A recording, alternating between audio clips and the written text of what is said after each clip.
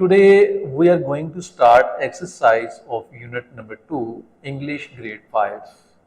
In our previous lectures we read the story about the main character named Jack, and the title of the story was The Forbidden Forest. So today we will discuss its exercise. The first part is reading and critical thinking skills. Answers the following questions. Question number 1 is, who is the main character in the story and what qualities make him admirable? इस कहानी के अंदर जो main character है उसका नाम क्या है और उसके अंदर कौन सी क्वालिटीज थी जो कि एडमायरेबल थी, काबिले तारीफ थी? Answer is the main character is Jack. जो मेन करेक्टर था उसका नाम था Jack. He was known for his adventurous spirit. वो अपनी मोहम जोई वाली एडवेंचरस किस्म की जो स्पिरिट थी, जज्बा था उसका, उसकी वजह से मशहूर था. And determination to keep his promises, और अपने वादों को पूरा करने का जो उसका इरादा होता था, मुसम्मम इरादा होता था, वो इसकी वजह से बड़ा मशहूर था. तो ये उसकी क्वालिटीज थी. That why he was the main character of the story. Number 2 is, what did the wise old man, Mr. Jenkins, present to the village that sparked Jack's journey? जो वॉइस ओल्ड मैन आया था, एक बूढ़ा आदमी, एक ज़हीन आदमी, mister Jenkins, उसने गांव वाले लोगों को क्या चीज प्रेजेंट की थी, क्या चीज पेश की थी कि जिसकी वजह से जैक ने अपने जर्नी को स्टार्ट किया? तो आंसर है, he presented a mysterious golden की. उसने गांव वालों को एक मिस्टीरियस किस्म की, एक पुरअसरार किस्म की गोल्डन की उसको दी, एक सुनहरी की उसको दी, चाबी उसको दी, to bring treasure for the village, ताकि वो फॉरबिडन फॉरेस्ट में जाए और वहां से जाकर गांव वालों के लिए जो ट्रेयर है, जो हिडन किया गया है, उसको फाइंड करके लेके आए. Question number 3 is, what challenges did Jack face while venturing through the forbidden forest? जब उसने जर्नी स्टार्ट की, फॉरबिडन फॉरेस्ट में गया, तो जैक को कौन कौन से मुसीबतों का, कौन कौन सी मुश्किलात का सामना करना पड़ा? तो आंसर है, ही इनकाउंटर्ड वेरियस ऑब्स्टैकल्स. उसको बेशुमार किस्म की रुकावटों का सामना करना पड़ा. Like vicious thorns blocked his path. जैसा कि आप कह सकते हैं कि शैतानी कांटों ने उसके रास्तों को रोकने की कोशिश की. एंड ट्रेचरस स्ट्रीम्स, और गद्दार किस्म की जो नदियां थी, threaten to wash him away. ऐसे लग रहा था जैसे वो उसको डरा रही हो कि वो उसको बहा के ले जाएंगी अपने साथ. तो काफी मुश्किलात का सामना करना पड़ा. Question number 4 is, how did Jack's commitment to keeping his promise inspire the villagers? Jack की जो कमिटमेंट थी अपने वादे को पूरा करने के हवाले से, उस चीज ने गांव वालों को किस तरह से इंस्पायर किया?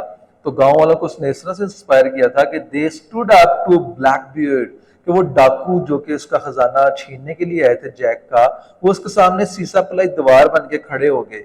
Chasing him away and reclaiming the treasure, उसको भगा के बाहर अपने गांव से उन्होंने अपना ट्रेयर, अपना खजाना वापस हासिल कर लिया. And the last one is, why did Jack refuse to hand over the treasure to the bandit Blackbeard? Bandit mean डाकू. जो डाकू था उसको जैक ने अपना खजाना देने से इनकार क्यों कर दिया था? तो इसका आंसर है, बिकॉज ऑफ हिज प्रॉमिस, क्योंकि जैक ने प्रॉमिस कर रखा था अपने गांव वालों से कि वो खजाना लेकर ही वापस लौटेगा. So these are the answers of questions. Now let's move toward read the lesson again and tick the correct options. There are some MCQs type questions with 4 options and we have to identify the right one. For example, first one is, what was the main quality that made Jack admired in the village? ऐसी कौन सी खूबी थी जिसने village वाले लोगों को admire करने पे मजबूर कर दिया जैक को? तो ऑप्शन है, इंटेलिजेंस, करेज, काइंडनेस, ह्यूमर. उसकी इंटेलिजेंस उसकी जहानत थी, उसका करेज उसका हौसला, काइंडनेस उसकी मेहरबानी थी, या ह्यूमर उसका मजाक करने की आदत थी. तो option number B is the right option. Number 2 is, what did mister Jenkins carry with him when he visited the village? Mister Jenkins जो आया था, वो जब विलेज में आया तो उसके साथ क्या चीज थी, वो क्या चीज लेकर आया था? ऑप्शन है, गोल्डन की, एक उसके पास सुनहरी किस्म की चाबी थी, अ मैप, एक नक्शा था, अ मैजिकल पोशन, या उसके पास कोई जादू वाला कोई स्पेल था उसके पास, अ ट्रेयर चेस्ट, या उसके पास खजाने से भरपूर एक चेस्ट था उसके पास. तो option number A is the right option, उसके पास गोल्डन की थी. Number 3 is, what did Jack find hidden deep within the forbidden forest? Jack को फॉरबिडन फॉरेस्ट के अंदर क्या चीज छुपी हुई मिली थी? तो क्या चीज थी? ऑप्शन है अ सीक्रेट केव, एक गार थी वहां पे, छुपी हुई गार थी। अ हिडन विलेज, या वहां पे एक हिडन विलेज था, गांव था। अ टॉकिंग एनिमल, या एक बात करने वाला एनिमल, जानवर था। अ लेजेंडरी ट्रेयर, या एक बड़ा शानदार किस्म का खजाना था। The option D is the right option. The last one is, which of the following best describes Blackbeard? Blackbeard जो कि एक डाकू था, उसको कौन सी चीज सबसे ज्यादा अच्छी तरह से डिस्क्राइब कर सकती है? ब्लैकबियर्ड ऑनेस्ट एंड ट्रस्टवर्दी था, ईमानदार और वादा पूरा करने वाला काबिल यकीन आदमी था। नंबर टू, सिंस्टर एंड मिनेसिंग, या एक गुनाह करने वाला एक बदकार किस्म का आदमी था।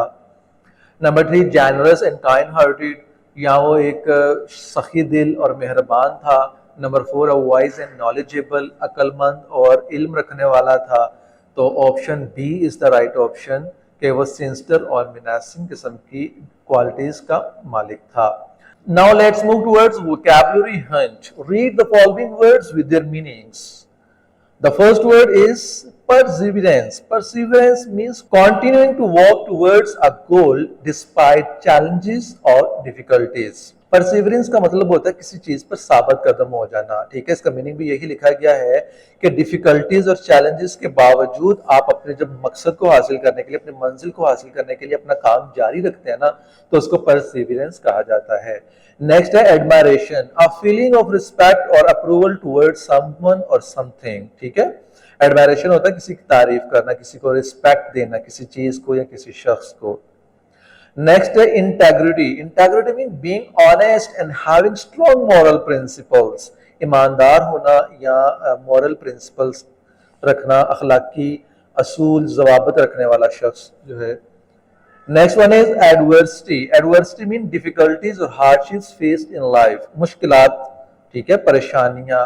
Next word is commitment. Commitment mean a promise और प्लेज टू डू समथिंग, एक ऐसा वादा जो कि आप किसी चीज को करने के लिए पुख्ता मुसम्मम इरादा कर लेते हैं। Next one is perilous. Perilous mean full of danger और रिस्क, खतरे से भरपूर। And the last one is menacing. Menacing mean showing a threatening और डेंजरस क्वालिटी, खौफ और जो है खतरा रखने वाली जो पर्सनैलिटी होती है या क्वालिटी होती है, उसको मिनेसिंग कहा जाता है। Now let's move towards oral communication, sounds learning, spelling rules for words ending in E and Y। यहाँ पर हम कुछ ऐसे वर्ड जो कि E या Y पे खत्म होते हैं, उनके हम स्पेलिंग रूल्स को देखेंगे कि उनका प्लूरल या उनके साथ सफिक्स किस तरह से ऐड किया जाता है। तो कहते हैं read the words that follow the spelling rules for words ending in E and Y। For example bake, BAKE, इसके लास्ट के ऊपर ई आ रहा है, जब हम इसके साथ ING की फॉर्म लगाएंगे तो ई जो है वो रिमूव हो जाएगा। Baking, have, having, smile, smiling, skate, skating, save, saving, write, writing. तो तमाम वर्ड जिनके लास्ट के ऊपर ई आ रहा है वो यहाँ पे रिमूव कर दिए गए हैं ING यूज करते वक्त। Words ending in E and Y that change their spelling when adding certain suffixes। जब हम कुछ खास किस्म के सफिक्सेस लगाते हैं, सफिक्सेस आपको पता है कि जब हम किसी वर्ड के आगे एक नया वर्ड लगाते हैं तो उसका मीनिंग चेंज हो जाता है, ठीक है। जैसे यहाँ पर आप देख सकते हैं फ्राई, FRY, एंड पे Y आ रहा है, लेकिन जब हम इसे when adding the plural suffix, हम एस को प्लूरल में अंदर लेके जाएंगे तो इसका जो प्लूरल बनेगा वो बनेगा फ्राइज, FRIES, Y खत्म हो जाएगा, YI में कन्वर्ट हो जाएगा और उसके साथ ES लगा देंगे। नेक्स्ट है baby. Similarly when adding the plural suffix तो it becomes babies. Study, when adding the ING suffix, ING लगाएंगे तो स्टडीइंग। अब इसमें कोई चेंज नहीं हुआ, ठीक है। Marry, when adding the ED suffix it becomes married. Tidy, when adding the comparative suffix, अब इसकी comparative डिग्री हम बनाएंगे तो बन जाएगी tidier, y खत्म, IER add। Similarly happy से happier। come, when adding the ING suffix, जब इसके आगे हम ING लगाएंगे तो e रिमूव हो जाएगा, coming। right, when adding the EN और ENT suffix, जब इसके साथ हम EN या ENT suffix लगाएंगे तो ये right जो है वो रिटर्न बन जाएगा। तो write new words ending in E and Y and write their new forms after applying the given rules। कुछ ऐसे वर्ड्स आप भी बनाएं जो कि ई और वाई पे एंड हो रहे हों, और जब आप इनके साथ कोई सफिक्स या प्लूरल फॉर्म लगाएं या ऊपर जो रूल्स मेंशन किए गए हैं अगर हम उनको यूज करें तो नए वर्ड्स जो हैं वो आपने फॉर्म करने हैं। तो मैंने आपकी हेल्प के लिए कुछ वर्ड्स यहाँ पे लिखे हैं, बाकी आपने अपनी प्रैक्टिस के लिए मजीद वर्ड जो है वो फाइंड आउट करने हैं। फॉर एग्जाम्पल फ्लाई, FLY, तो इसके साथ जब हमने रूल अप्लाई किया प्लूरल बना लेंगे तो वर्ड बना flies, FLIES। Similarly spy, spice, worry, worried, बरी, बरीड, लकी, luckier, जब कंपैरेटिव स्ट्रक्चर यूज किया तो luckier, वेस्ट, वेस्टिंग, बाइट, बिटन। तो यहाँ पे कुछ एग्जांपल मैंने मेंशन की हैं, मजीद आपने प्रैक्टिस करनी है। नेक्स्ट है इरेगुलरली स्पेल्ड वर्ड्स। अब आगे कुछ ऐसे वर्ड्स हैं जो कि इरेगुलर स्पेलिंग रूल्स को जो है फॉलो करते हैं। पहले हम फोकस पॉइंट पे जाके पढ़ लेते हैं कि irregularly spelled words do not follow regular spelling patterns. इनका कोई पैटर्न नहीं होता, ये हमें एज इट इज याद करना पड़ते हैं। इनमें चेंजिंग करते वक्त कोई खास पैटर्न नहीं होता and may inquire extra attention while when learning how to spell them. और इनको याद करने के लिए या इनको लर्न करने के लिए हमें एक्स्ट्रा अटेंशन जो है वो देना पड़ती है। Practice and familiarity will help students become more comfortable with these irregularly spelled words। तो कहता है स्टूडेंट जो है इससे फेमिलियर होने के लिए इसकी ज्यादा से ज्यादा प्रैक्टिस करें। अब वो वर्ड्स कौन से हो सकते हैं? French, island, wild, February, beautiful, Wednesday, said, love. अब इन वर्ड्स का कोई खास जो है पैटर्न नहीं है। इनका जो है आप कह लें के साथ सुफिक्स लगाते वक्त या इनका प्लूरल बनाते वक्त या इनके जो है इसमें प्रीफिक्सेस लगाते वक्त या कंपैरेटिव और सुपरलेटिव स्ट्रक्चर बनाते वक्त कोई खास पैटर्न नहीं है। नेक्स्ट पार्ट की तरफ चलते हैं, कॉन्ट्रैक्शंस। कॉन्ट्रैक्शंस क्या होती है पहले हम फोकस पॉइंट में पढ़ लेते हैं। Contractions are a way of combining two words to create a shorter and more informal form. कि जब हम दो वर्ड्स को इकट्ठा लिखते हैं तो हम उसकी शॉर्ट फॉर्म बना लेते हैं ताकि उसको लिखते वक्त आसानी हो सके। It's important to remember that the apostrophe is used to indicate the missing letter or letters that have been removed। तो यहाँ पर जो जरूरी बात है वो ये है कि जिस लेटर को हम मिस कर रहे होते हैं उसकी जगह पर हम एपोस्ट्रोफी का जो साइन है वो यूज करते हैं, जो एक पंक्चुएशन मार्क है उसको यूज किया जाता है। Read the following words and match them with their contractions। For example could not है तो उसकी कॉन्ट्रैक्शन बनी couldn't। डिड नॉट है तो उसकी didn't। डू नॉट का don't। तो अब हम इसकी पहले कॉन्ट्रैक्शन पढ़ लेते हैं। जैसे doesn't लिखा है तो ये कॉन्ट्रैक्शन है does not की। wouldn't ये कॉन्ट्रैक्शन है will not की। I will ये कॉन्ट्रैक्शन है I will की। can't cannot की कॉन्ट्रैक्शन है we are, तो ये वी आर की कॉन्ट्रैक्शन है। isn't ये is not की कॉन्ट्रैक्शन है। they have की कॉन्ट्रैक्शन है। तो आप देख सकते हैं कि किस तरह से कॉन्ट्रैक्शन का यूज किया गया है। अपोस्ट्रोफी कॉमा का यूज किया और वर्ड्स को कंबाइन किया गया और कुछ लेटर्स को मिस कर दिया गया। Next move towards speaking time. Read and practise the given dialogue. Teacher कहता है Good morning class, today we're going to practice listening and understanding longer conversation from different contexts। Teacher says कि आज हमारी जो class है ना उसमें हम प्रैक्टिस करेंगे कि हम लॉन्गर कन्वर्सेशन को लिसन कर सकें, उनको अंडरस्टैंड कर सकें, जो कि डिफरेंट कॉन्टेक्स्ट से हो सकती हैं, जिसका सैको सबाक मुख्तलिफ हो सकता है, मुख्तलिफ टॉपिक्स के ऊपर बात हो सकती है। बिलाल कहता है good morning miss, what are we going to do today? आज हम क्या करने जा रहे हैं मिस?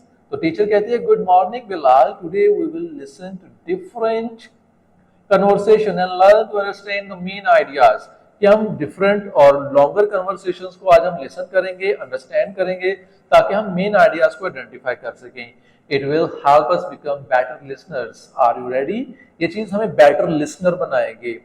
तो जो अच्छा लिसनर होता है वही अच्छा स्पीकर होता है। So that's why it's my suggestion to you, अगर आप अच्छा स्पीकर बनना चाहते हैं, आप अच्छी इंग्लिश बोलना चाहते हैं, तो पहले आपको अच्छा लिसनर बनना पड़ेगा, आपको लिसनिंग प्रैक्टिस करना पड़ेगी। इकरा कहती है yes miss we are ready. Teacher great, now I will be a conversation for you Listen carefully and try to understand the main idea. Here it goes. आप मेरे गुफ्तगू को मैं एक गुफ्तगू जो है उसको स्टार्ट करने लगी हूँ, आपने गौर से सुनना है और मेन आइडिया पे फोकस करना है। Here it goes. आइए हम चलते हैं। Audio recording of a conversation place. एक ऑडियो रिकॉर्डिंग जो है वो स्टार्ट की जाती है। पर्सन 1 कहता है, hi, have you heard the news about the school picnic next week? क्या आपको स्कूल पिकनिक जो है नेक्स्ट वीक जो हो रही है, क्या आपने उसके बारे में सुन रखा है? पर्सन 2 कहता है, yes I have, I am so excited about it, we will get to visit the zoo and have a fun day with our friend. जी मैंने सुन रखा है, मैं तो इसके बारे में बड़ा एक्साइटेड हूँ। हम जू को विजिट करेंगे, फ्रेंड्स के साथ फन डे एंजॉय करेंगे। Person 1, absolutely, it's going to be a fantastic day, ये एक बड़ा ही शानदार दिन होगा। I heard we will have a guided tour and get to see many different animals. ये एक बड़ा ही शानदार दिन होगा। I heard we will have a guided tour, ये guided tour होगा and get to see many different animals, और हम different animals को देखेंगे। Person 2, that sounds amazing. I can't wait for the picnic. Let's make sure we bring our cameras to capture all the memorable moments. ये तो बड़ा शानदार idea है, ठीक है। अब मुझको इंतजार नहीं हो रहा, ये पर्सन 2 कह रहा है, ठीक है। तो कहता है हम कैमरास भी साथ लेके जाएंगे ताकि हम उस सिनेरियो को कैप्चर कर सकें और मेमोरेबल मोमेंट्स को यादगार बना सकें। ऑडियो रिकॉर्डिंग एंड्स, यहाँ पर ऑडियो रिकॉर्डिंग एंड हो जाती है। टीचर कहती है, alright Bilal and Iqra, what do you think was the main idea of that conversation? इस कन्वर्सेशन का मेन आइडिया क्या था? बिलाल कहता है, the main idea was that they were talking about the upcoming school picnic in the zoo and they were excited about it. इसका main idea ये है कि इस कन्वर्सेशन के अंदर जो लोग थे वो जू की पिकनिक के बारे में बात कर रहे थे और उसके बारे में बड़े पुरजोश थे।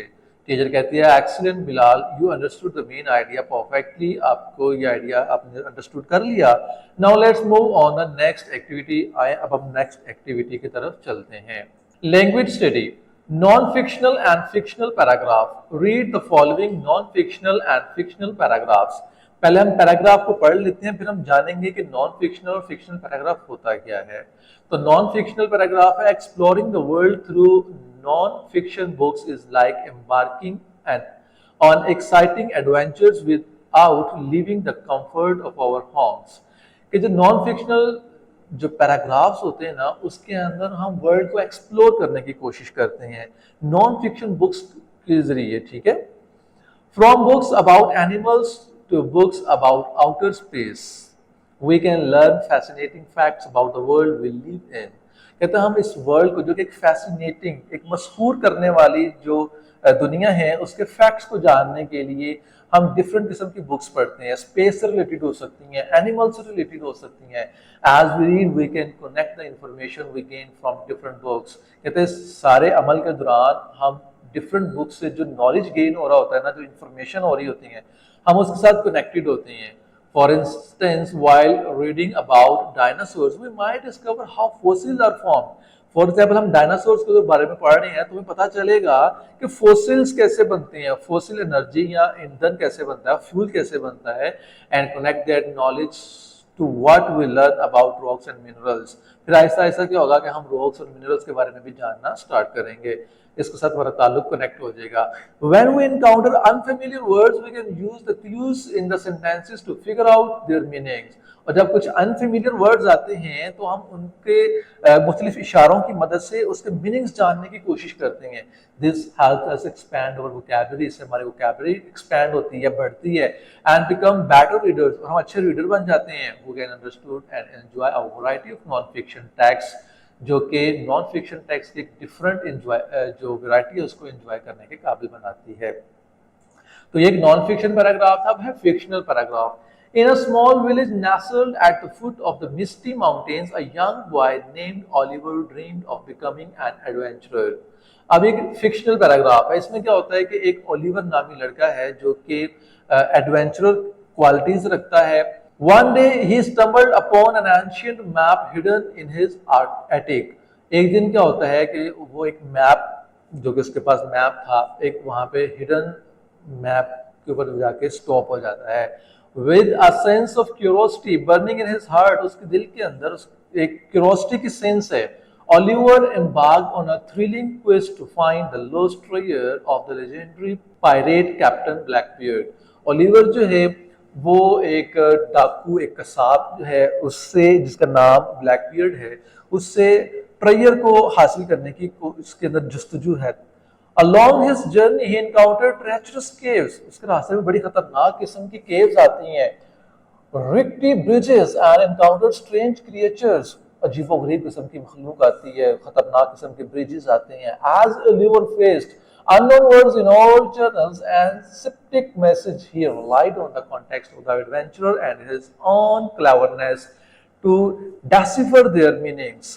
लेकिन जो ओलिवर है वो अननोन वर्ड्स जो उसके डिफरेंट ऑल जर्नल से पढ़ रखे होते हैं उनसे और उनके डिफरेंट कॉन्टेक्स्ट मीनिंग्स को रिलाय करता है।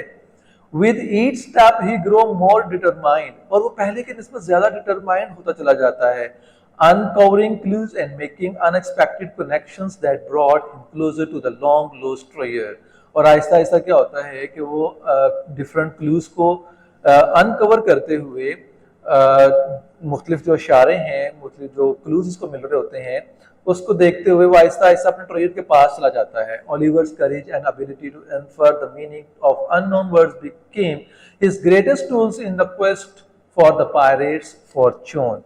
तो ओलिवर की जो यही एक क्वेस्ट थी, एक प्यास थी डिफरेंट हिडन मीनिंग्स को जानने की, वो आहिस्ता आहिस्ता उसको उस पायरेट, उस कसाब, उस डाकू के जो फॉर्चून है, जिसका ट्रेजर है, उसके पास ले जाती है।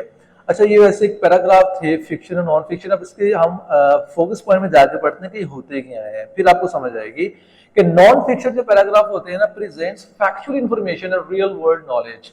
नॉन फिक्शन पैराग्राफ हमेशा रियलिटी बेस्ड होते हैं, रियल नॉलेज जो है, रियल इंफॉर्मेशन उसमें शेयर किए जाते हैं।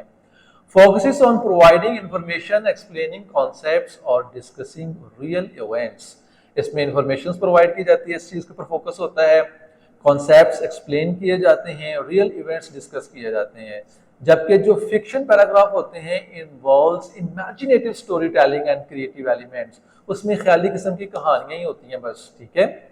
Depicts character settings and humours that are not based on real life, और ऐसी सेटिंग बनाई जाती है कि करेक्टर कौन सा था, वो किस जगह पर गया, कैसा था, तो ये जस्ट एक कहानी बनाई जाती है जो कि रियल नहीं होती। Read the lesson again and right the text type, fiction और नॉन फिक्शन। आपने अभी कहानी पढ़ी है द फॉरबिडन फॉरेस्ट, उसको पढ़ते हुए आपको क्या लगता है कि ये फिक्शन है या नॉन फिक्शन है? तो क्या है ये फिक्शन है, ठीक है, इसका ताल्लुक रियलिटी के साथ नहीं है। Read the following information to find words, their pronunciation and meaning using a dictionary. Dictionary का यूज यहाँ पर सिखाया गया है कि डिक्शनरी के अंदर क्या क्या चीजें जो है मेंशन होती हैं। तो उसमें पहला है गाइड वर्ड्स। गाइड वर्ड्स कहते हैं look for the word you want to find. आप जो वर्ड तलाश करना चाहते हैं उसको डिक्शनरी के अंदर कैसे तलाश किया जाता है। Let's say banana, for example आप बनाना का वर्ड ट्राई करना चाह रहे हैं। Check the first and last words of the page to determine if the word is on this page और if you need to turn to the previous और next page. For example आपने banana का word find करना है तो आपको देखना पड़ेगा कि ऐसे वर्ड्स जो कि बी से स्टार्ट हो रहे हो, ठीक है। फिर आपने देखना है कि बी के बाद ए आ रहा है तो फिर बी के बाद आपने ए वाले वर्ड देखने हैं, फिर ए के बाद एन वाले वर्ड देखने हैं, फिर एन के बाद ए वाले वर्ड देखने हैं। तो ऐसे करते करते आप बनाना वर्ड पे पहुंच सकते हैं। अगर वो उस पेज पे फर्स्ट लेटर के बनाना का बी नहीं आ रहा, बी से नहीं है, तो या तो आपको आगे जाना पड़ेगा या आपको पीछे आना पड़ेगा। तो जहां पर बी से स्टार्ट हो रहे होंगे आपको उन्हीं पेजेस के अंदर रहते हुए आपको वर्ड मिल जाएगा। डिक्शनरी एंट्रीज कैसी होती हैं? Locate the word banana on the page. You will find, जब आपको पेज के ऊपर वर्ड बनाना मिल गया तो you will find the word itself, it's pronunciation usually indicated using phonetic symbols.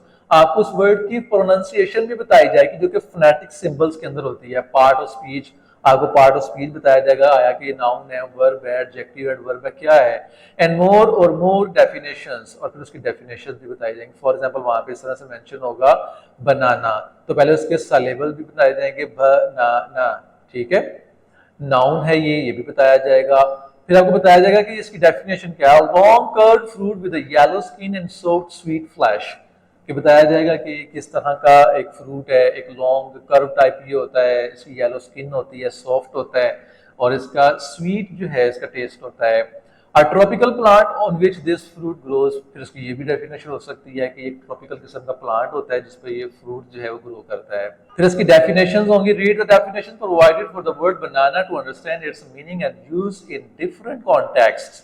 In this case, the definition describes the fruit's physical characteristics and its association with the tropical plant. फिर आप उसकी different जो है definitions पढ़ें कि different definition पढ़ने का मतलब ये होता है कि हर वर्ड के डिफरेंट मीनिंग्स हो सकती हैं, ठीक है। यहाँ पे बनाना तो बनाना का तो खैर मीनिंग एक ही है, लेकिन इसका अगर आप और सेंस में देखें तो इसके भी काफी मीनिंग्स निकलते हैं, ठीक है। तो पहले हम फोकस पॉइंट में जाकर देखते हैं। For grade 5 level it's recommended to use age appropriate dictionaries specifically designed for young learners, which often include simplified definitions and examples to make it easier for students to understand. तो यही कहा जा रहा है कि आप डिफरेंट किस्म के जो हैं अपने ग्रेड लेवल की डिक्शनरीज उनको स्पेसिफाई करें। खास ग्रेड 5 के बच्चों के लिए अलग से डिज़ाइन की गई होती हैं, आप उनको यूज़ करें और सिंपलर डेफिनेशंस को आप लर्न करें ताकि आपके वोकैबुलरी में इजाफा हो सके।